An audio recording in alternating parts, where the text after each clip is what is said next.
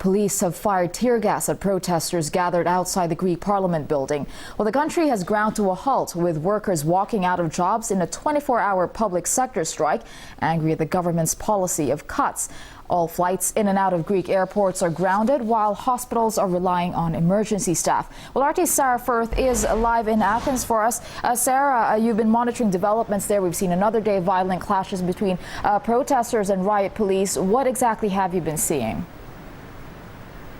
Well, we saw the scenes on the streets of Athens today, on Syntagma Square outside the main Parliament building, really escalating again as the tensions boiled over with the angry protesters and the riot police clashing. We saw tear gas being fired. We also saw some people needing medical attention. The riot police moving onto Syntagma Square and trying to clear the protesters out of that area, and really some very aggressive scenes of the clashes between the two sides there. We saw the police moving into the metro station, chasing some of the protesters here on Syntagma. The metro workers are on strike and actually intervening to push back the riot police. But certainly a very, very tense situation. And as we've said, in the weeks leading up to this nationwide strike, we've seen more and more of these austerity measures being passed, and that's really raised the level of public anger here. Now, at the beginning of the day, the main Labour parties in the country had led thousands of workers, public sector workers onto the streets to protest against these measures. And again, like we said, we saw those scenes that are escalating quite dramatically throughout the day.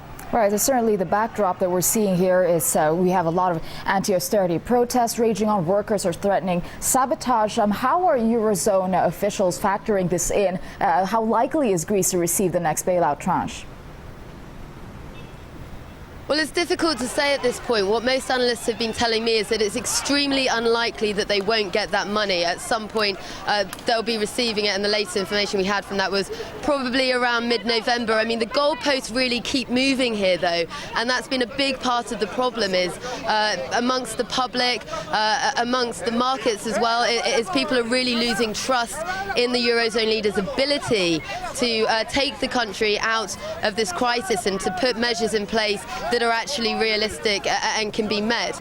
Now, what we've seen over the last couple of weeks is the Greek government passing more and more of these austerity measures to try and keep the international lenders on side, to try and prove to them that they're able to take these steps to try and plug the deficit in their budget. But the property tax that we saw passed last week and the announcement of possible job losses, on top of people already in the country having had their salaries cut dramatically, most people up to about 30% of their salaries have already been cut, then to have these extra taxes, it's really raised the level of anger amongst the public here, who say they simply can't manage that. Now, we've seen this also quite disconcertingly spreading throughout the Eurozone, and from the sovereign debt crisis moving now into the banking sector as well. And there are fears of a repeat of what we saw a couple of years back. And you know, once again, we're hearing what people are saying is the steps and the measures that were put in place at that time after we saw the collapse of Lehman Brothers, you know, really what was achieved from that, because we find ourselves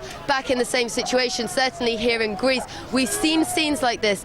People are violence erupting on the streets, of tear gas being used against a very angry population, and still it seems no measures are being taken to stabilise that situation. So that's really been part of the battle, and moving forward is going to be a big part of the challenge now, is how to regain that trust. And we've already seen Italy today being downgraded by Moody's, and the statement from Moody's said that that happened as a result of their lack of trust in the Eurozone governments, and really that sentiment could not be echoed any more clearly by the public here as well. That's exactly how they feel. They've just lost trust in the Eurozone leaders' ability to get them out of this situation, and fears now really that we're going to see this moving from a financial crisis into a very severe economic recession, possibly, and not just for Greece, remember, but for the rest of the Eurozone countries as well. All right, again, it's the ripple effect there that people are looking out for. Thanks very much for bringing us up to date there. Reporting from Athens, RT's Sarah Firth. Thank you. Now, Eurozone leaders have given themselves until mid-November to decide on the next tranche of the Greek bailout. Well, it will arrive only if the country meets its deficit targets. But Thomas Steigeson from SEB Merchant Banking believes that Athens is being prepared for a default. there is no real point in keeping on with this bailout exercise. And I think over the past 1 or 2 months, that's become clear to the Euro system and the IMF as well.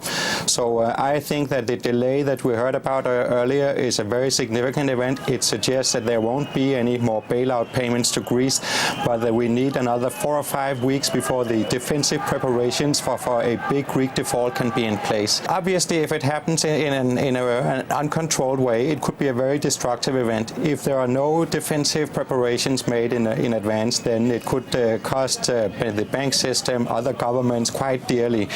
But I think that that's what the reason why this is going to happen, not right now, but in 4 or 5 weeks, is that there are now frantic preparations underway to bolster the defenses, to make money available for bailing out banks and for ring-fencing the healthier governments of Europe when this actually happens.